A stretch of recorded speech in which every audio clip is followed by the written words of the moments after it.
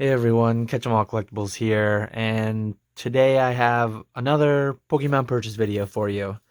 Um, I realized recently that I missed out on the bi-weekly auction video, so I guess I'm just gonna skip an auction and make the next one a month from the previous, if I remember to do it at the right time for that. But yeah, so on the right side, you see some of the cards that I actually showed last time. The reason that I'm including them is just because I had mentioned it was the entire purchase of what you see was $10,000. Roughly speaking, these six on the right were five, and then this lot on the left was five. As far as how that breaks down, I don't exactly remember. The price was basically just set by Bugcatcher Dave on Instagram, and he wanted to be paid in crypto. I quickly did some numbers in my head, and it seemed like there was some decent money there. Masaki's, I love the Masakis, and I'm fairly low on them inventory wise, so it just felt like a good play to get some of those back in stock. So yeah, I'll show these a little bit closer so you can actually see some of these cards like this and this. They were just complete toss-ins. I think he's pretty much clearing out most of his Pokemon, it seems. Check him out if you're after. Not only does he have another PSA 10 Vaporeon, but he's also got Jolteon, Flareon, Espeon, and Umbreon. I think he's asking like 150,000, and it comes with a BGS 10 Master Scroll. So if you're in the market for those cards, feel free to check him out on Instagram. But yeah, these ones were the toss-ins. I think there's a couple more. Yeah, there's another 8. I think this was a toss-in. Just cards I wasn't even expecting. He said he'd kind of throw in some other miscellaneous stuff. This one was a toss-in, but obviously this was the card that you would send. You'd send this with, for the Masaki promotion, you'd send this with the Kadabra, and you'd get back the Alakazam, this with the Graveler, and so on. Another Game Boy promo. Then we had a couple PSA 10 WotC. Anybody who knows me knows I'm kind of like a PSA 9 collector. Lately, CGC 9. But a couple PSA 10 WotC Hollows, which are always cool to see. PSA 10 Base First Energy. And then he did have a lot of PSA 10 Masakis, but I think he sold them all. So I just kind of like cleared out his 9s. He had a non-hollow. That base set, kind of an error, but like everyone was the error. It was never corrected, so it's an interesting card because it's an error technically, but there's no like non-error version. All these PSA 9 Masakis, and then the ones that I showed before, which were kind of the higher tier stuff, but all pretty quality stuff. Really happy with this purchase. The Game Boy promos, as I mentioned last video, something I've never really owned. I don't think I've ever owned these 3 in graded condition, but I have binder copies somewhere, I'm sure.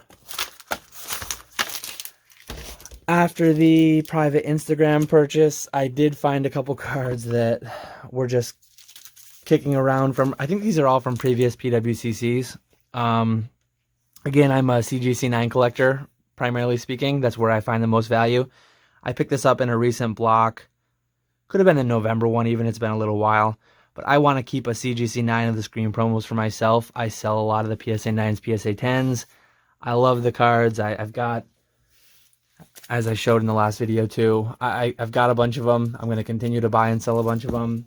But the sweet spot for me value-wise is just the CGC 9. So that's what I'm going to keep, one of each for myself. This Alakazam, CGC 8.5, looked pretty clean to me, so I added that in. Gotta love base first. Topps Chrome. One thing that I hope for my channel in the future, I hope I can grow to the point that someday I can, like, most people watching me probably are familiar with Rusty, TCA Gaming. If I could get to a point where I have enough people and there was enough demand that I could just start opening some product, selling some product directly, that would be pretty cool if I don't ever get there. I like the Topps Chrome set. I think I got these at decent deals. It's cool to chase the variants there. Techno Sparkle Spectra. So added a few more of those over the years. In the recent years, mostly, I've been trying to build up a decent collection of or a decent collection or inventory of good product to open at cons or potentially down the line, like I said, on my YouTube. Because ones like this, there's a Charizard Chase. I'm also collecting or building up an inventory of the base set Japanese starter decks, base set Japanese and English heavy packs, and then I've also got a decent stash going of Jungle Fossil Rocket heavy packs, first edition.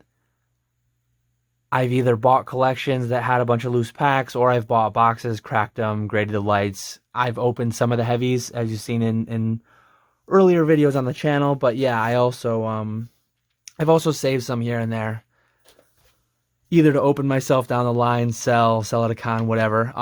This set right here, I've got the Goldin receipt up in front of me just so I had the price. I paid $700 all in. That's with the credit card, shipping, all the fees they had. They had a complete Southern Island set, Japanese, as you can see. Really cool set.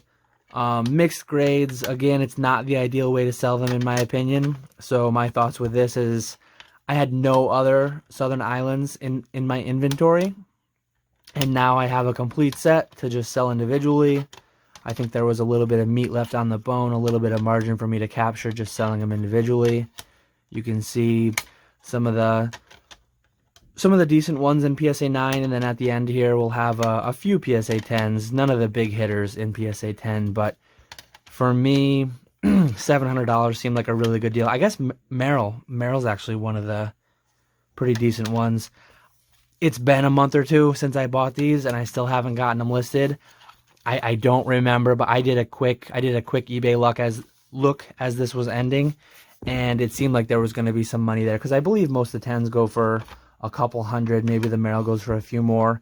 It almost seemed as if I could be close to getting my money back on the 10s, and then the 9s and 8s would be profit. So that's, as I've mentioned many times before, that's kind of what I look for. That's a typical thing. People who are selling lots that ideally they probably shouldn't be. They should just be selling them individually themselves. So you'll be seeing this live on Monday the 10th. Later in the week, we're going to have the podcast with Nick, Old School Pokemon. I do have a couple more returns. For a while there, it seemed like my YouTube was only returns. But I do have a couple more returns that just landed. I believe they're from November of last year, for anyone interested in just tracking that. So about 13 or 14 months. So when those come in, there'll definitely be a video. I do have some other videos mentioned, as I mentioned in my earlier purchases video, and I'll kind of clip on at the end a couple minute overview, a kind of a sneak peek teaser. Saturday I'll probably post it, just because I don't want my MetaZoo my MetaZoo purchases to take over the channel. I mean, I am a Pokemon channel. 90+% of what I do is Pokemon, but I do want to show what I'm doing in MetaZoo, and I've definitely had some success early on. Some people love it, some people hate it. So if you're one who wants to see it, there'll be a video going up Saturday that'll be fairly lengthy. I'll show a spreadsheet of literally every MetaZoo purchase I've made since I got into it. That's the cards, that's the NFTs, that's everything. And I don't have everything in hand still. Certain things are out for grading, but I'll show you some pretty decent eye candy, some pretty solid items, I think. So should be a pretty fun, cool video. I will cut here and just skip over. I'll do the outro on the spreadsheet view. I'll show you what I've bought, and I'll